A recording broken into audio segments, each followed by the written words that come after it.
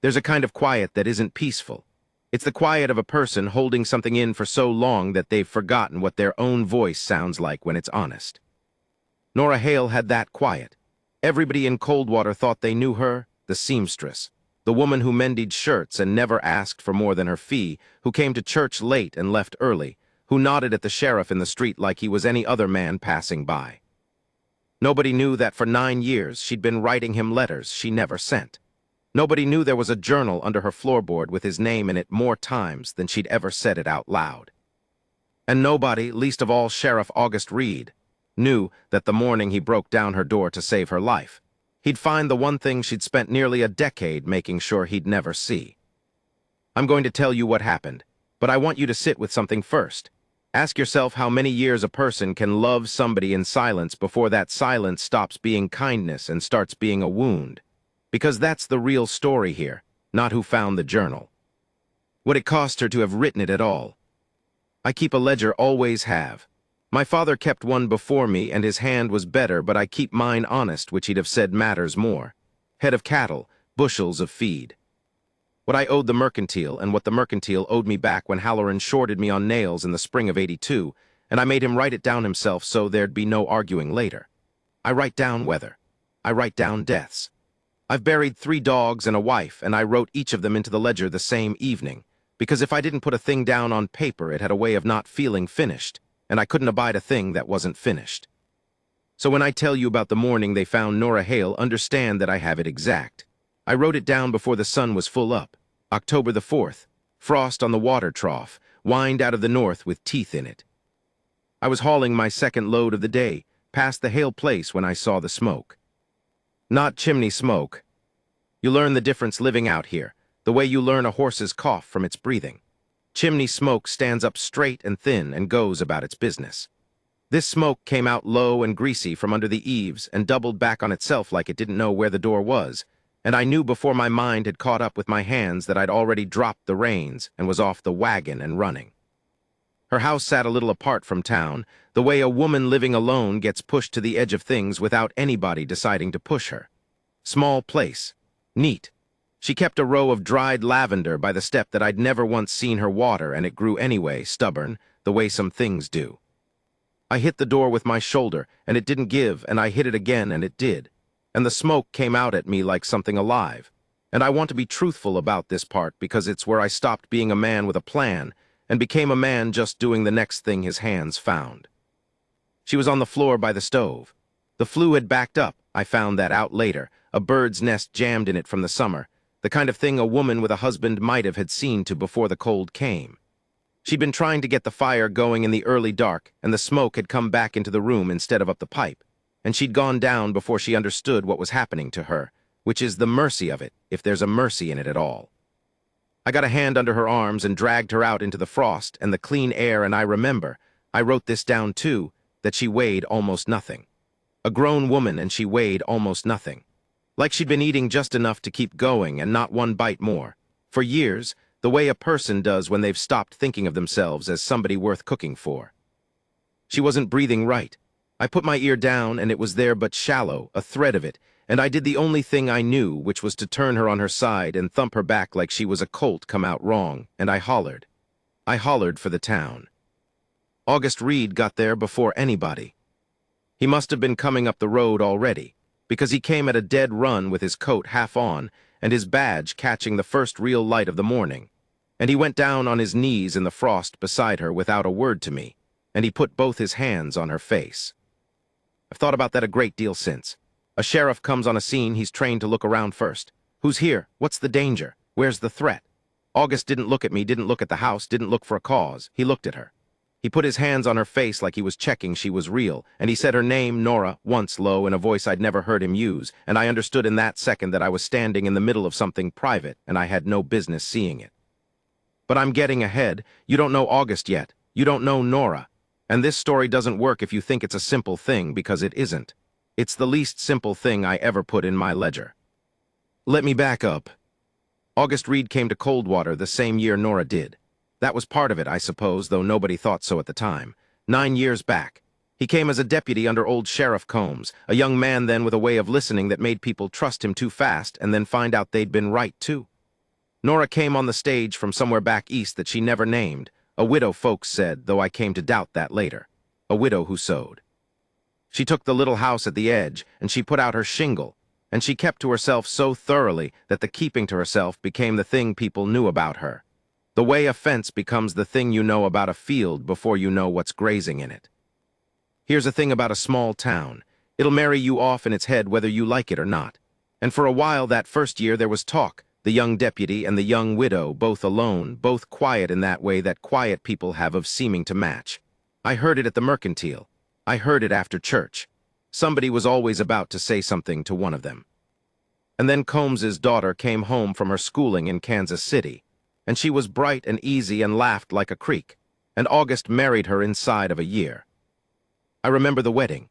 I wrote it down. June. Hot. Half the town there, and I remember I didn't understand it then. I only wrote it because I write things down that Nora Hale sat in the back pew in a gray dress she'd clearly made herself, and she watched the whole thing without moving, and when it was done and everybody spilled out into the sun to throw their rice and clap the groom on the back, she was already gone, slipped out the side.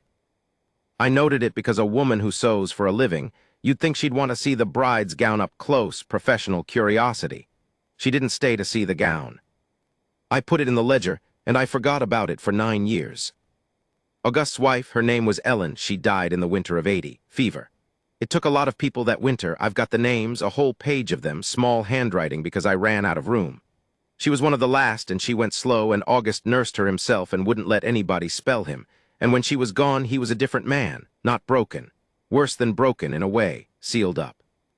He did his job and did it well and got harder and quieter, and folks respected him and nobody got close. And if you'd asked me a month ago, I'd have told you August Reed was a man who'd buried his heart with his wife and meant to leave it there.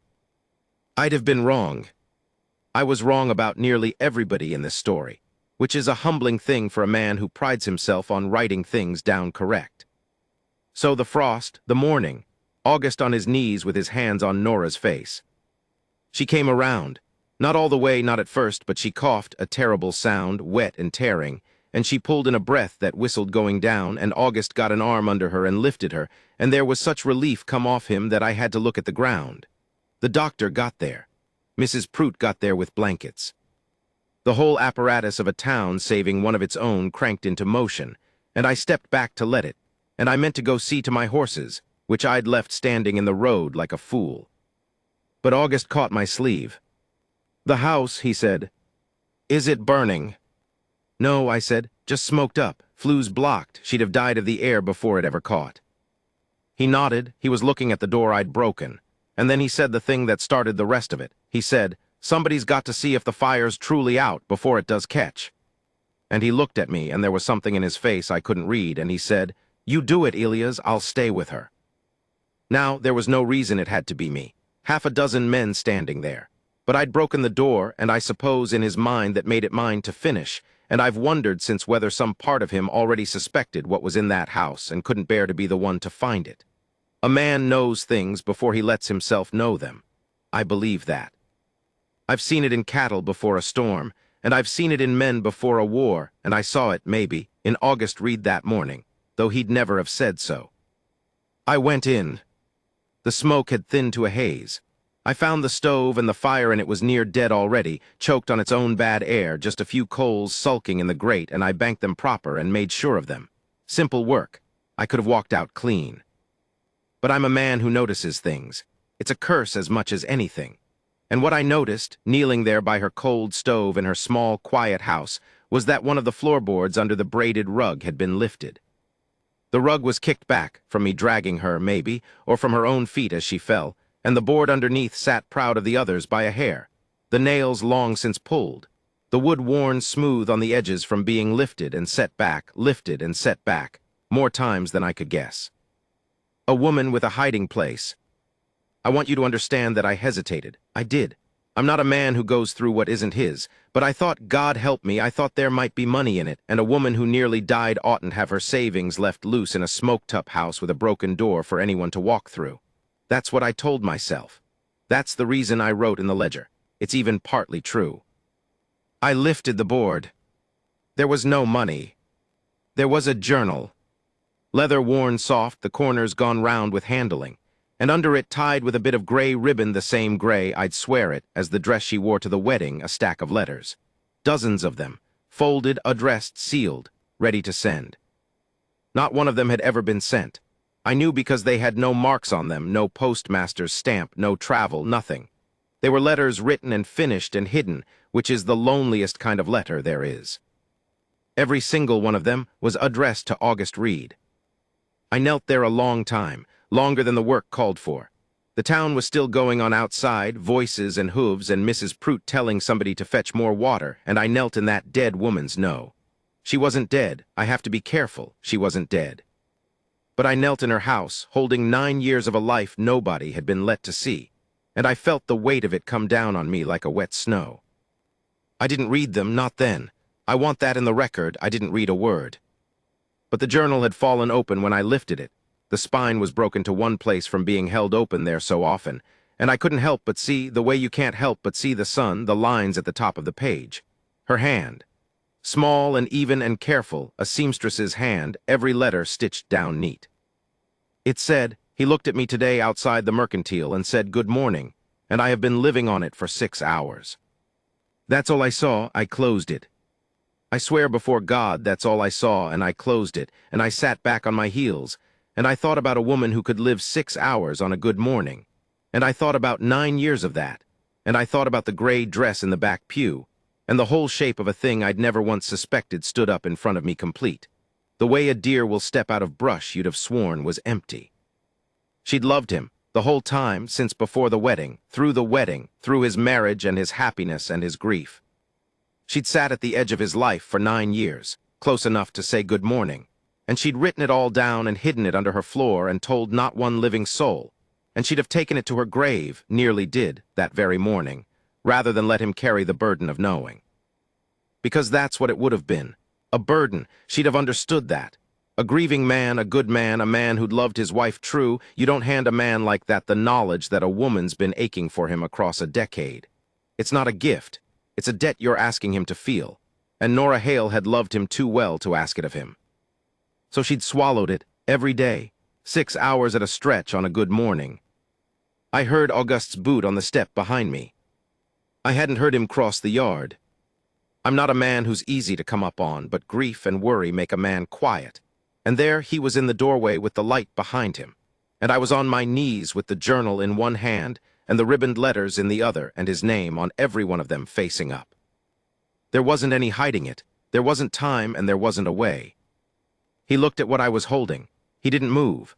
And I watched his face, and I'm going to tell you it was the worst thing I ever watched happen to a man's face, worse than when they told him Ellen wouldn't last the night because that grief he'd been ready for. This he had no defense against at all. He said very quiet, "What is that?" It wasn't a question. He knew what it was. He'd seen his own name. I got up off my knees. My own were bad, and it took me a moment, and he didn't offer a hand, just stood there. And I held the journal and the letters out to him because they weren't mine and never had been, and I wanted them out of my hands. "It's hers," I said. "I found her stove. That's all I came in for. This was under the board, and I thought it might be money." "But it isn't money." "No." He took them. His hands weren't steady. A sheriff's hands that I'd seen hold a rifle level on a drunk man at 40 paces, and they weren't steady taking a bundle of paper from an old rancher. And I understood that some threats a man can face, and some he can't, and this was the second kind.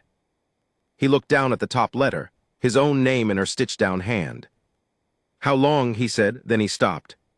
He couldn't finish it. I could have lied. I could have said I don't know, August. I didn't read them, which was mostly true. But I'm a man who writes things down honest, and I couldn't start being otherwise in the one moment it counted. "There's a lot of them," I said, "and that book's worn near through. I'd say a long time. I'd say since before you married." He made a sound. I won't try to spell it. It came out of him low, and it wasn't a word, and I've heard it since in my sleep once or twice. Behind us, faint, through the broken door, I heard Nora Hale coughing in the doctor's care, alive, not 30 feet away, not knowing yet that the one secret she'd kept whole across 9 years was standing broken in the hands of the only man on earth she'd hidden it from. August turned toward the sound of her coughing, and I did the only decent thing I did that whole morning. I stepped between him and the door. August, I said, don't. He stopped when I said it. That's the kind of man he was. Even torn open the way he was, some part of him could still hear another man say don't, and hold still long enough to ask why. She near died this morning, I said. She's half out of her wits and full of bad air, and she doesn't know what I found. You go in there now with that in your hands and that on your face, you'll do her more harm than the smoke did. You hear me? He looked at me. His jaw worked. Behind him, the light was coming up gold across the frost, and it seemed wrong, somehow, that it should be a pretty morning. I wasn't going to, he started, and then he didn't know what he wasn't going to do, because the truth was he didn't have any idea what to do at all. He was a man who'd built his whole self since Ellen on knowing what to do. Steady, certain, the one you sent for. And here was a thing no amount of steadiness had a use for. Put them back, I said. He stared at me. Put them back under the board, I said, and let her keep her secret till she's well enough to decide what she wants done with it. It's hers, August. It was never yours to find, and it sure as hell isn't mine. Let her be the one to give it to you or burn it or take it to her grave, whichever she chooses. She earned that. 9 years she earned it. I could see him wanting to. I could see how much easier it would have been for both of them if he'd just knelt down and slid that board back and pretended forever that he'd never seen. And maybe if he'd been a lesser man he would have. But August Reed had one flaw that ran all the way through him like a vein through rock, and it was this. He could not stand to leave a true thing unsaid once he knew it. It's what made him good at his work. It's what had made him hard after Ellen. And it was going to make the next weeks the hardest of all their lives, both of them. I can't unknow it, he said. No, but you can let her not know you know, for a while till she's strong. He was quiet a long moment. Then he knelt down, slow, like an old man, though he wasn't old, and he lifted the board, and he set the letters back in their place, and he held the journal a beat longer than the rest, his thumb moving once across the worn cover, before he laid it down too, and set the board back over all of it and pressed the rug flat with the flat of his hand. He stayed kneeling thereafter, head down, and I gave him that. I went out to see to my horses, who'd wandered off the road to crop what frostbit grass they could find, fool animals, and I got them settled, and I stood in the cold with my hand on the near one's neck longer than I needed to, because I didn't want to go back in, and I didn't want to face the town, and I didn't, most of all, want to have the thing I now knew. That's the trouble with a secret. Once it's yours, it's yours. I hadn't asked for it. I'd have given a good deal to give it back. But it was in my ledger now, whether I wrote it down or not, and I'm a man who's learned that some entries you carry whether you wanted the transaction or not. They moved Nora to Mrs. Prout's to be nursed, on account of her own house being cold and smoke-fouled, and her too weak to see to a fire she was frightened of now, understandably. And for 3 days she was too poorly to do much of anything but sleep and cough and take broth, and I heard about it second-hand, the way you hear about everything in a town like Coldwater, and I kept my head down and worked my herd and wrote my ledger and tried to mind my own business. August didn't try to mind his. He went to see her the second day. Mrs. Prout told my neighbor, and my neighbor told me, the whole town's a set of buckets passing water. He went and he sat with her a while, and he brought her nothing and said little and left, and Mrs. Prout thought it was kind of the sheriff to look in on a citizen who'd had a fright, and never guessed there was anything under it. Nora, they said, had been glad to see him, had colored up a little, which they put down to fever. I thought about that a great deal. Him sitting there knowing, her lying there not knowing he knew. Both of them being careful with each other across a gap that had suddenly got a great deal more dangerous, and only one of them aware how much. It seemed to me a cruel arrangement, and I half wished I'd let him put the whole thing back unseen, and I half knew it wouldn't have mattered, because you can't put a thing back once a town's shape has shifted, and mine had, and August's had, even if Nora's hadn't yet. She got well slow. She was a woman who'd been running on empty a long time, and it turned out the smoke had near been the least of it. The doctor said her heart was tired, that she'd been worn thin for years, and I thought, though I didn't say it, that I knew what wears a heart thin, and it isn't work. It was maybe 2 weeks before she was up and about, and the first place she went on her own 2 unsteady feet was back to her house. To be sure of her things, to be sure I know now of her floorboard. I happened to be passing. I'll be honest and say I'd taken to passing more than I strictly needed to, keeping half an eye, because I felt responsible in a way I couldn't have defended. I saw her go in. I saw the door, I'd fixed it for her, hung it back proper, hadn't asked, just did it one afternoon because a woman oughtn't have a busted door coming into winter. I saw the door close behind her. And I saw, a while later, the door open again, and Nora Hale come out onto her step and stand there in the cold with one hand pressed flat to her chest. And I knew. I knew she'd lifted the board and found the rug pressed down wrong, or the journal set back facing the other way, or some small thing.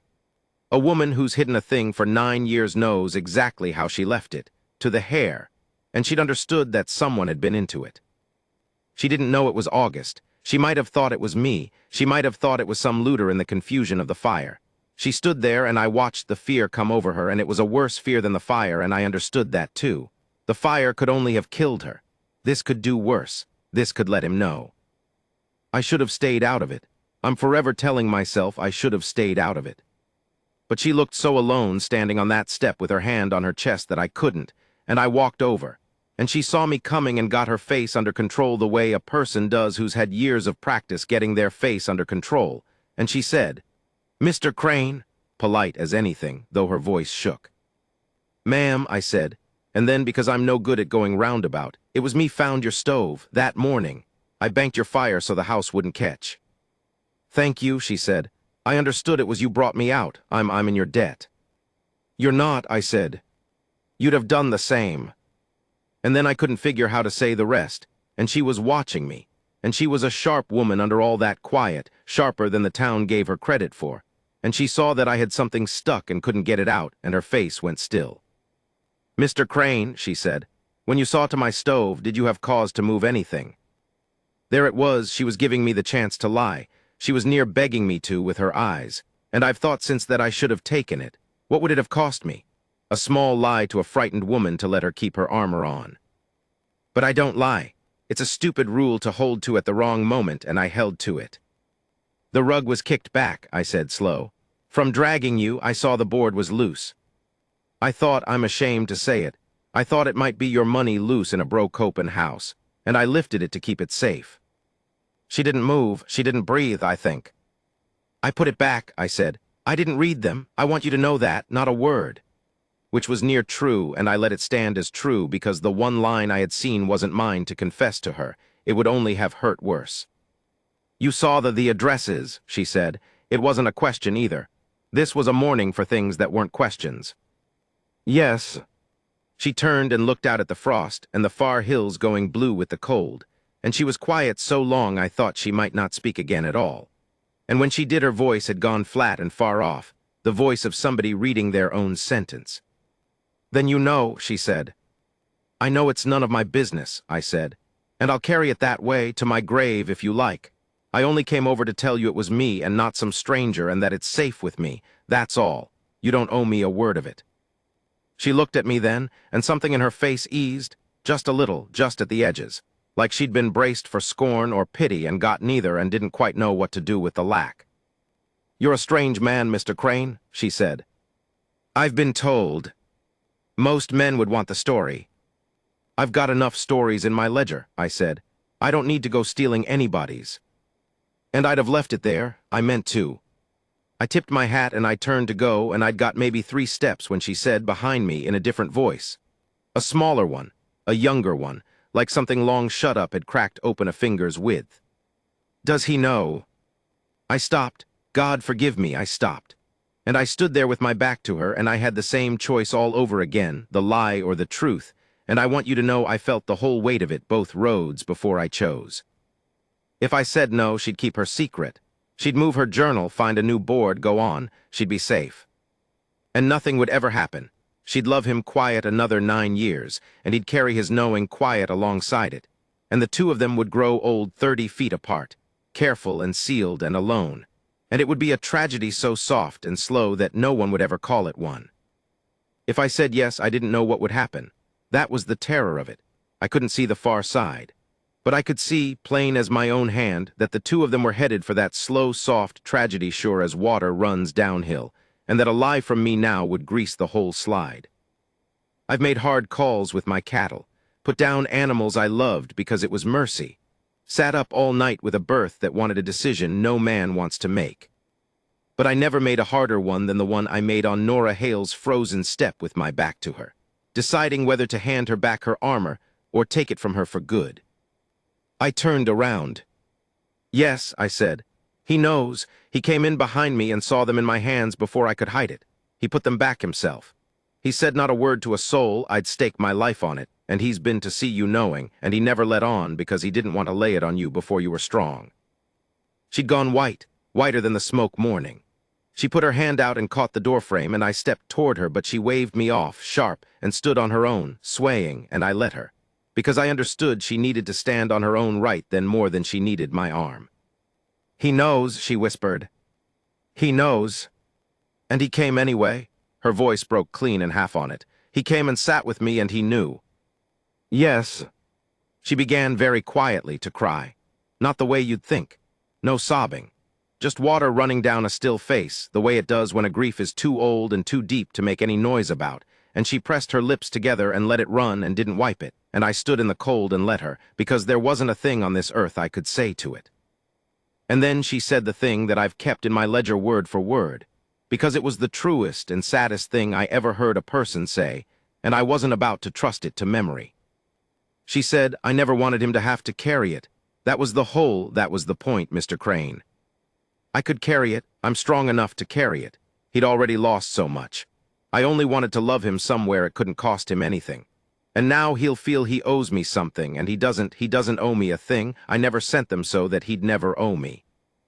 And she couldn't finish, and she didn't have to, because I finally understood the whole shape of what she'd done. She hadn't hidden her love out of shame. She hadn't hidden it out of fear of being refused. She'd hidden it as a gift, the strangest, most selfless gift I ever came across. She'd loved him in a place where he'd never have to feel the burden of loving her back. She'd taken the whole weight onto herself on purpose, for years, so that he could stay free of it. And I just told her the weight had landed on him after all. I'd done that, me and my board in my honest hands. I didn't sleep much that night. I sat up with my ledger and I couldn't find the words to write the day down, which had never happened to me before, not for my wife, not for anything. I sat with the pen dry in my hand and the lamp low, and I thought about the two of them out there in the cold dark, each of them lying awake. I'd have bet, each of them knowing now, and neither of them yet having said a single word to the other about the one thing that mattered most in both their lives. I want to tell you I brought them together. I want to tell you I did something clever and kind that fixed it. I didn't.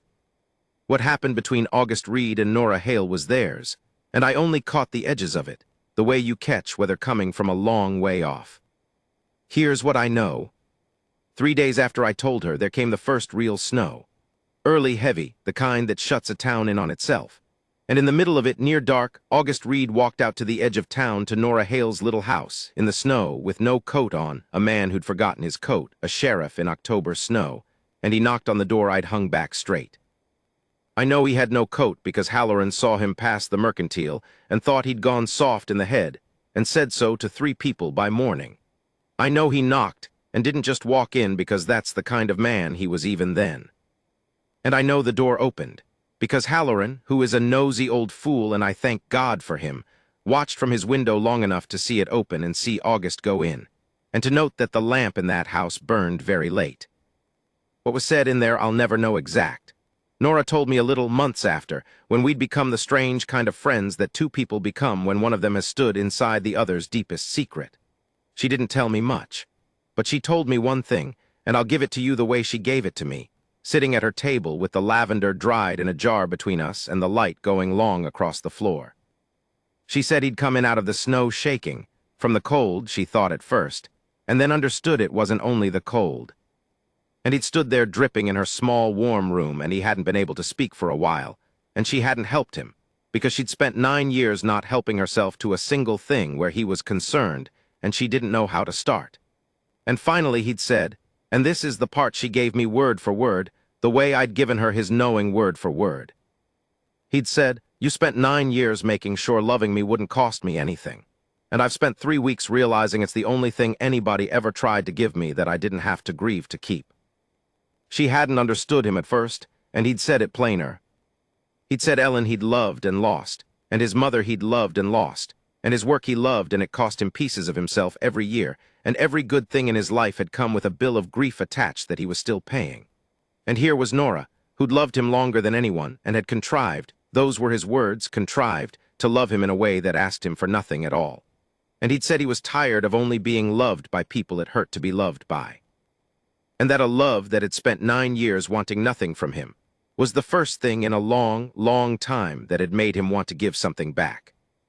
I don't know what she answered. She wouldn't tell me that part. She smiled when I asked, the smile of a woman keeping the last of a thing for herself, and I respected it, and I didn't push. A person's allowed to keep a little of their own story back. Lord knows she'd earned the right. But I know they were married in the spring. Quiet.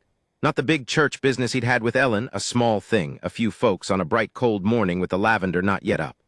I was there. I stood witness on account of being the one who'd found the board, which August said made me responsible for the whole business and therefore obligated to see it through, and he said it with something close to a smile, the first close to a smile I'd seen off him in years.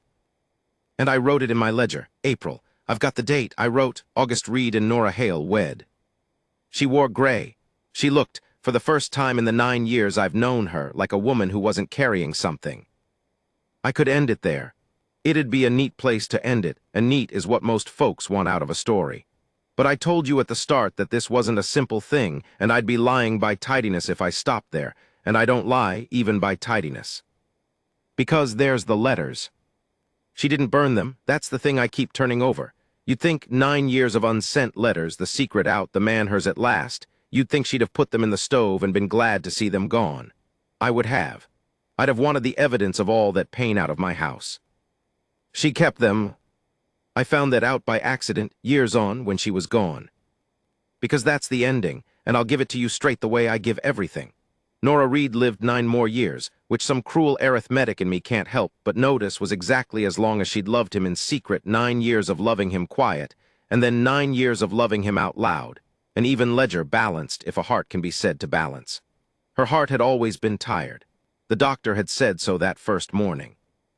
It gave out on her in her sleep one winter night with August beside her, and he told me after that she'd gone easy, no pain, no waking, which is a mercy I chose to believe because the alternative was unbearable.